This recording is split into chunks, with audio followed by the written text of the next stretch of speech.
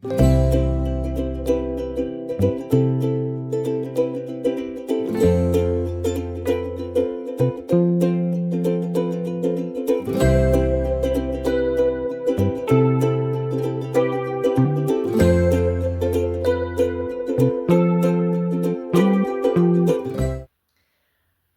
and welcome to my channel, Enjoy Watercolour Painting.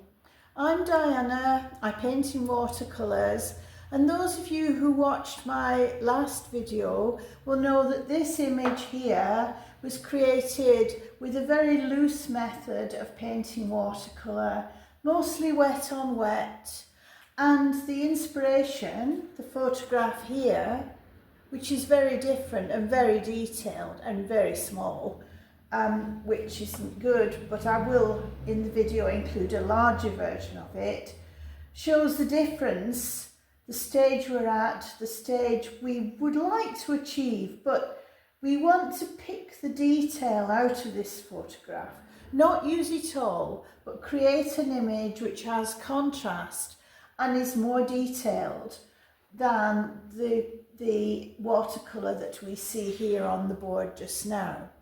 So this video is all about detail and contrast, when to stop painting, and the destination we want to get to before we stop. So stay with me. If you haven't done so already, please don't forget to like and subscribe and leave your comments. This is another journey in watercolour. I hope it's going to help you with your own painting. So let's paint. The image that we began with is this walk through the woodland, and you can see the initial loose watercolour painting. But now we're going to add more detail and more contrast, starting with the area to the left of the painting where we want to consolidate the image of the trees that we did in the last video. So I'm using the same mix of Payne's grey and transparent yellow to give us a dark green, and really adding contrast on the areas that we've already painted, and using two brushes, a medium-sized mop brush and a smaller liner, to add the finer detail with the liner. Just a very erratic movement with the brush, and then add water by the side of some of the brush strokes so that they blend and give some areas which are darker and more densely painted.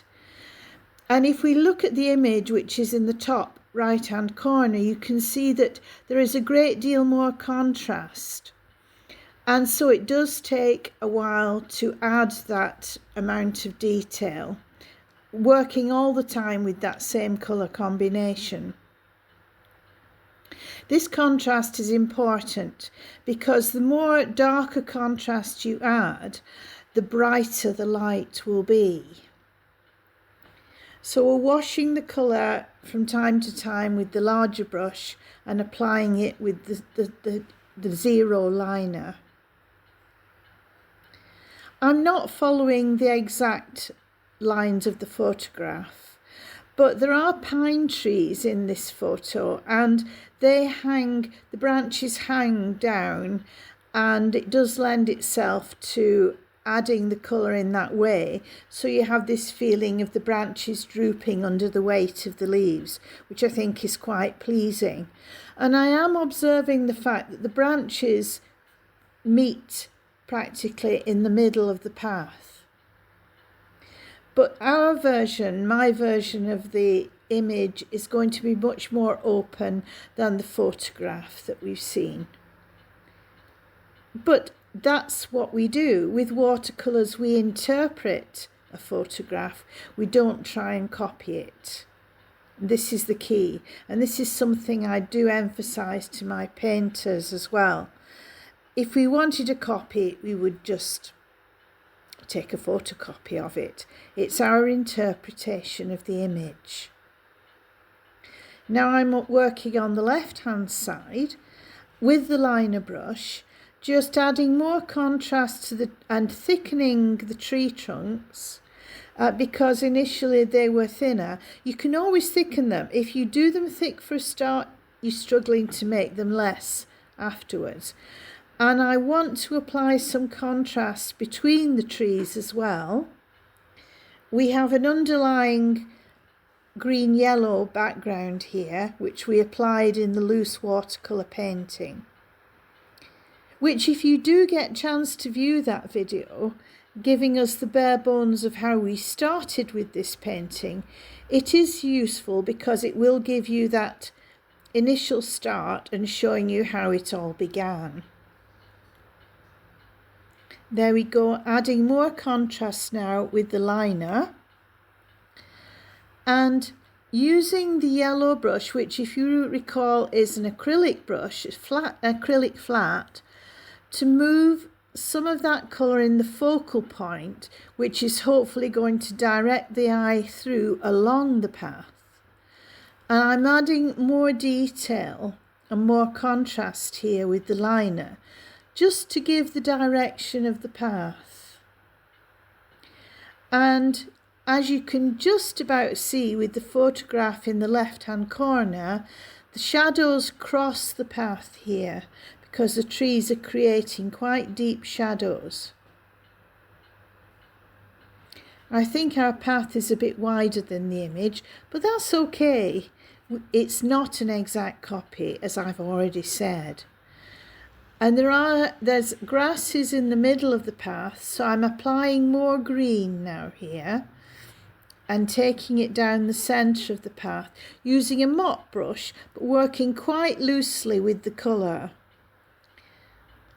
And I will also add water to these washes so that it blends, so I don't have harsh edges. Always being conscious that the path is slightly dipped. It's just a groove in the path, which the path has been trodden for hundreds of years, I guess, through this little wood. And it's a very beautiful place. Browns now to add more colour, but it's a very gradual process. This isn't an instant picture. This has taken a while to accomplish, and it's a lot more reassuring and less stressful if you just go gently with your colour. It's dry now, and I'm thinking about the area of shadow on the right hand side. As you can see from the image, the photograph which is sitting there, this area is in deep shadow. And so we're starting that process of adding, this time, a mix of burnt sienna, Payne's grey and Windsor blue-green shade with some transparent yellow to give us those lovely acidic greens and browns. It's all about using the initial picture that we did in loose watercolour as our basis, as our blueprint, if you like, for the picture. For me, it works better than doing a sketch. I have all the colours, all the shading there, very subtly, and now I can go in and consolidate the areas which should be darker, as you see I'm doing with the shading. Washing it across the path, dipping it down so we get the hollow of the path as it passes through the woodland. Again, using water to wash the colour across. I love this palette. It's a lovely, gentle colour, and wish I was there really, walking along the path. Now I've started to get braver with the shading. Some would say a little bit too brave. I started out to video the first bit and then discovered that the phone wasn't recording. So we have a little bit that I did earlier. So sorry about that. but you can see I'm continuing down the path with the shading. It looks very drastic, it looks very dark, but when you see how it dries, you'll see that it isn't dark at all really. It just looks scarily dark when you apply it. But again, I'm washing it across to that point in the foreground where we have the detail on the bottom left. Always washing with water, and now I have to go back and fix the bit at the top which was too dark, and so I'm using the good old acrylic flat, our magic brush, to take out some of the colour. And if you do get some colour that's not working or a mistake, again, I have a video on how to correct mistakes. This brush is the one to use. It will take colour out and give you those highlights back that you've lost. It's a very useful brush to have in your paint box. It blends and removes paint very effectively. And so I can go into the too dark area, and it was too dark in contrast with the rest, and just remove some of the colour and get back my shadows with a more reasonable colour value. Wonderful, really. Who says you can't correct watercolours? Just not true. There we go. I'm starting to blend it with the midground and taking out some more highlights. I think my path is going to be a little bit more greener than the brown path you see in the image. The soil, it's artistic license. The greens are more spread than they are in the image, but that's okay. We're not doing an exact copy, as I've already said.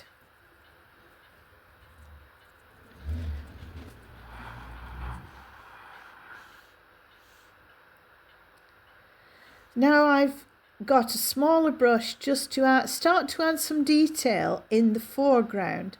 The path is more textured at this point because it's closer, because it's nearer, and so I can start to add areas of contrast, darker areas which will blend with water and will just be there.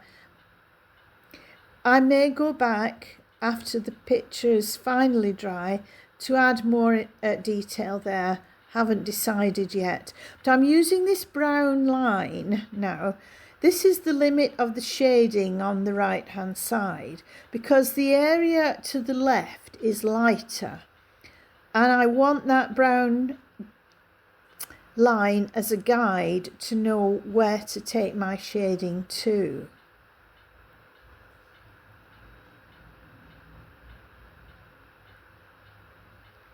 This is all setting out information, more detailed information. The effects that we got in the first video, letting the water move the paint and give us these lovely blooms, can now come into their own, and I can start to add detail with my liner brush. The details of the bracken and the vegetation that is visible on the left hand side, the bottom left of the photo. And this is great fun. You can add more contrast, and you can really go to town here with grasses and just a hint of the different plants which are growing there. I have done some, but I could go in and do more detail with this. I may well do in the future when I've lived with the painting for a few days. But this is just to show how you can capitalise on the texture that you produce by adding clean water to wet paint and letting the water move the pigment. It will give you some lovely effects, and you can see those in evidence in this area. And it's lovely then to go in and add more contrast, and suddenly that foreground comes alive and gives more depth to your painting.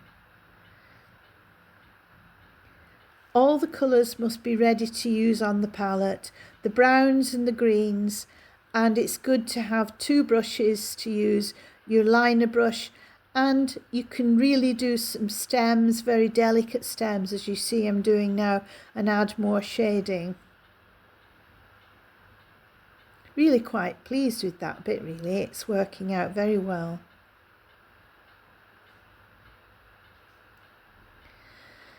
Now we come to the serious shading. I'm going to wet it. All the area that I want to be shaded in the shadow, as you see from the photograph, I'm going to wet. And I have a mix of Payne's Grey, dark green and some burnt sienna, but not much burnt sienna on the palette, and I'm spotting it in. It will only go where the paper is wet, and we tilt the board so that it runs. This is sometimes where people go in panic mode after spending all that time doing the detail, but remember the paint will only flow where the paper is wet, and now we can use the brush to kind of entice it into areas where it needs to go, and to lift it from areas where we don't want it to be. So we get the feeling for the shaded part of the woodland and the dappled sunlight on the path. Well, here we have the watercolour painted to the point where I stopped in the video. I also have an image of our starting point today with the loose watercolour, which was the basis for the painting, and the image that started it all off, the inspiration, this walk through the woodland. Three very different images. Where do we start? Where do we stop? Those of you who watched the initial video, which was the loose watercolour painting, will know how we got to this point. Using the inspiration of the walk through the wood, and you'll be able to see that lots of things have been omitted. If I painted all the detail in this photograph, it would have been too busy and we wouldn't be making the journey through the woodland. The finished painting, and I'm saying finished, but I'm not sure that it is really, but I'm stopping here because this business of never knowing when to stop or where to stop is a really tricky one. I am pleased with the distribution of leaves on the trees, the light coming through the trees, our focal point here. The path could need possibly a little bit more definition and more contrast here. I'm quite pleased with the foreground, although we could work it with more detail, but I have to make that decision as I live with the painting a little bit. So things are always in a state of flux. There's never a definitive time to stop. But the purpose of this video was to explain and take you through the different stages of adding detail and contrast, building on the plan that we had from our loose watercolour painting and adding contrast and detail where necessary to create a finished painting. Thank you for watching. I hope you enjoyed the journey. It has been rather a long one. Please feel free to comment. Give me suggestions as to what subjects you would like me to cover. And I do paint a whole range of subjects, and I'm happy to follow your lead if there's something you really would like to know. If you haven't done so already, please like and subscribe and ring the bell so you're informed of future videos. Until the next time, happy painting!